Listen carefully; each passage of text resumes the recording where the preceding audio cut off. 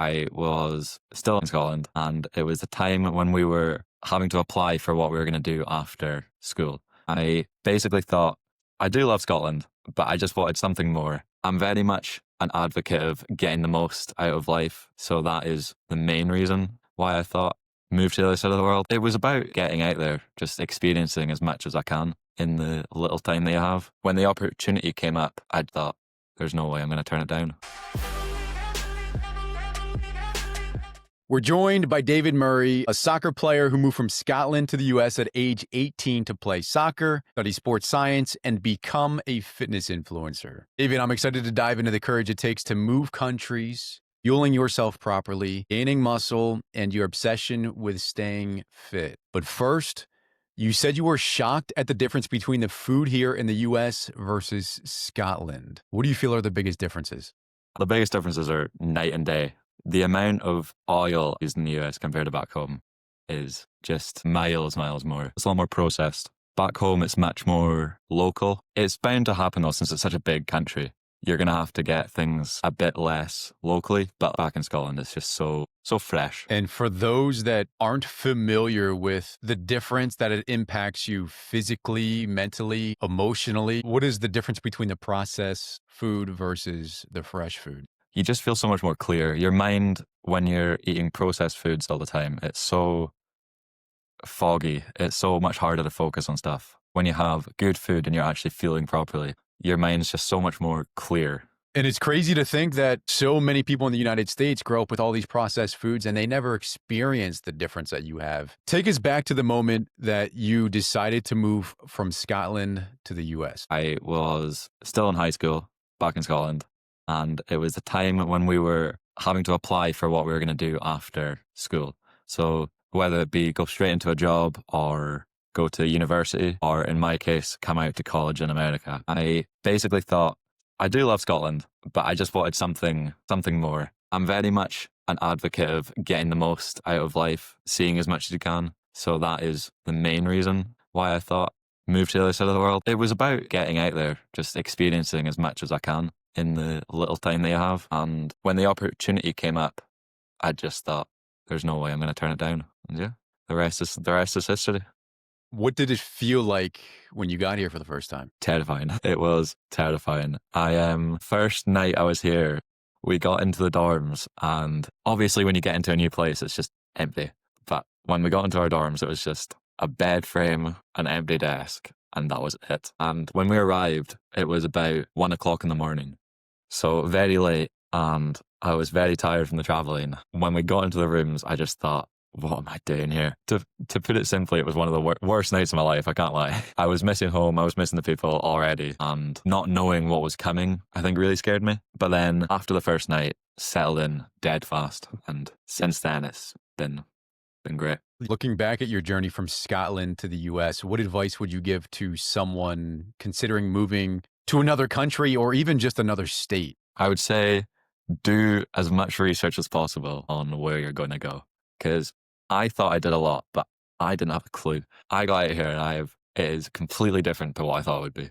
So the biggest piece of advice would just be do as much research as possible on where you're going to move, and also save a lot of money. So what is the most surprising difference in the training culture between Scottish soccer and American college soccer? I was actually very surprised. I thought it would be less physical over here, because Scotland's known in terms of soccer for being quite tough and quite harsh, but over here is a different ballgame. I think everyone's a lot more fit, even though the food may be a bit worse. The crop of athlete in America is just different, isn't it? Everyone's a lot bigger and stronger, faster, just better athletes in general. It's more get the ball on the ground and actually pass and play football rather than just kick it long and hope for the best. Do you think that's a cultural thing where people in the US might be more focused on the training side of things, ranking, and so much competition, even at the young ages? It's like young kids are being ranked in so many different ways. Yeah, 100%. I think that the culture plays a huge part in it. In Scotland,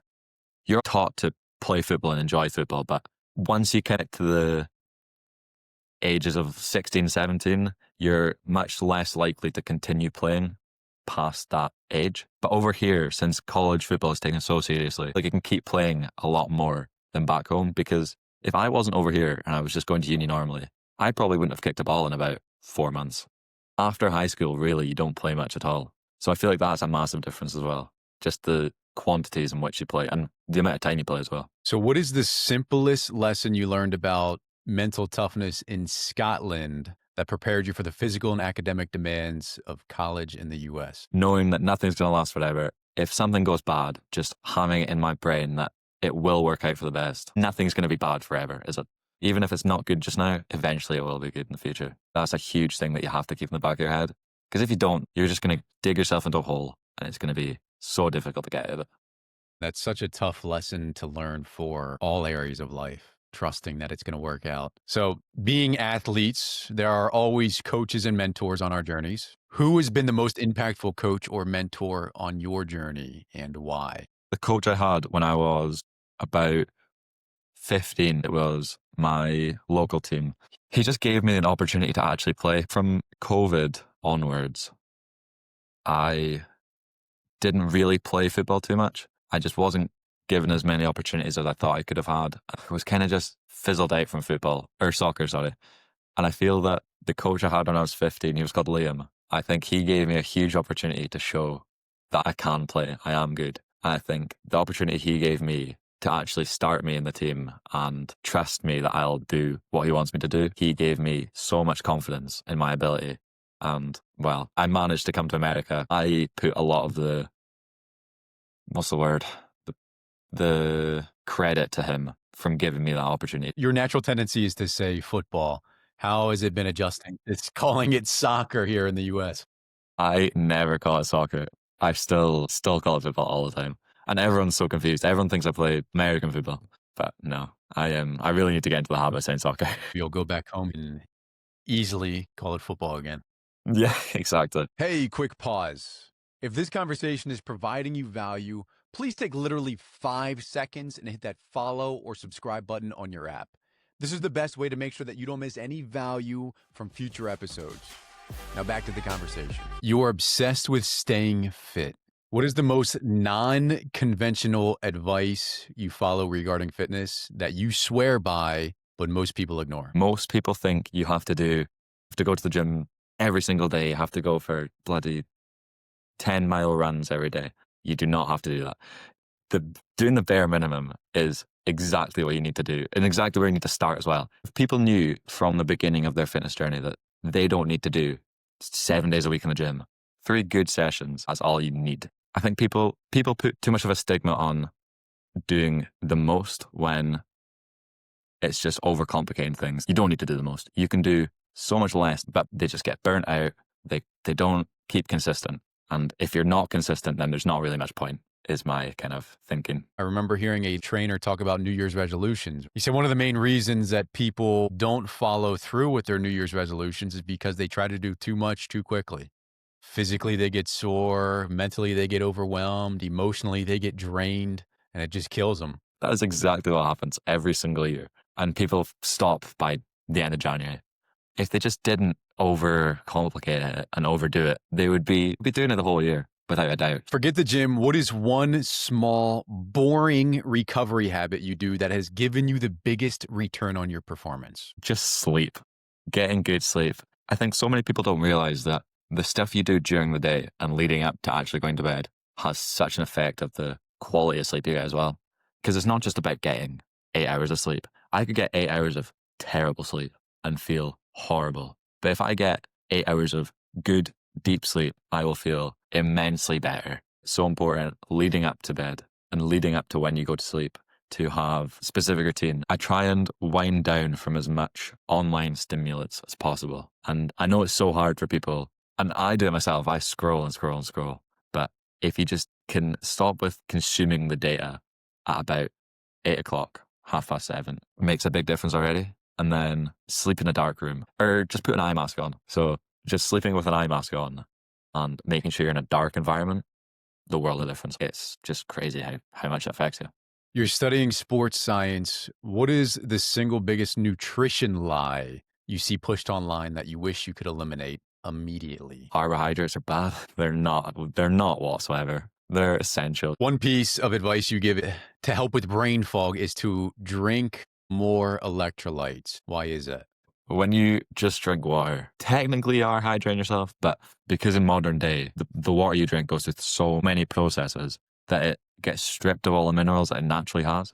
So you're kind of just drinking water with nothing in it. Naturally, water has salt, magnesium, potassium. And when you don't get those three big minerals in your body, it just puts the water to waste instead of actually hydrating it. And when your brain's hydrated, it's so much sharper and you can intake information, you can recall information. Everything is just so much easier when you actually are hydrated. It's something that no one ever really thinks of, because if you're drinking a lot of water, you think you're hydrating. I thought I was hydrating. No one realizes how big a difference it makes until you actually start doing it. I feel like it's just something that people need to look into more, because it'll just make such a difference. Yeah, I've definitely been there drinking tons of regular water and, you're peeing all day long and it's clear, but you still feel terrible and you don't know why. Your goal is to inspire millions to be the best versions of themselves. Why is that so important to you? I just think so many people can have a brilliant, brilliant quality of life. And I think the bridge to get from where they are to where they want to be is just so simply gapped. The market for getting people healthier and happier, not just physically healthier, but happier in general, is so massive because of social media and because of everything people see online. It's just very easy to get into your own little cave and not be very happy in life, because you see all these people with the fancy lifestyles and everything, and you're not happy. When in reality, your life could be just as good as theirs if you just change a few things and make a few things just slightly different. I think it's so simple, and not many people realize it's so simple, and that's why they don't do it. They think they have to do the most, when it is just simple things every day, and that'll change your life. What is the best piece of advice you'd give to your younger self? Take life seriously in the right times. There's times when life needs to be taken very seriously, but then there's also times where you can relax and you can have a joke with your friends. You don't always have to be people say locked in. You don't have to be so locked in. You can be a bit more forgiving. Just don't take everything so seriously and just have a bit of a laugh. You find people at both extremes where they don't care about anything or they care too much. Exactly. Just find a balance. That's exactly it. David, the idea of simple wins is not only the scoreboard. What do you consider simple wins in your life? Getting out of bed at the same time every day, or just making your bed, or making sure the majority of the food you eat is healthy, or making sure you do a few workouts a week. Just the stuff that doesn't take a lot of time, doesn't take a lot of your day, but when you do it, it makes you feel good. It does make you happy. Like when I make my bed, when I come into my room after I made that bed and it's actually neat, it makes me feel good every time I see it. I think that is what simple wins are, just getting the most out of the little things. Yeah, that's awesome. David, I appreciate your time. Where can everyone find you online? So you can search on my TikTok is David Murray 133, and I post on there daily. I post stuff about fitness. I post stuff about nutrition, just life in general. And yeah, come over, say hi, give me a follow. Appreciate you, brother. Thank you very much for having me. I have one final question for you. Who else would benefit from listening to this conversation? If you have someone in mind, go ahead and share the episode with them right now. If you don't think of anyone immediately, go ahead and leave us a review on whatever platform you're on so people just like you can find the episode. Thank you for your time. Stay strong.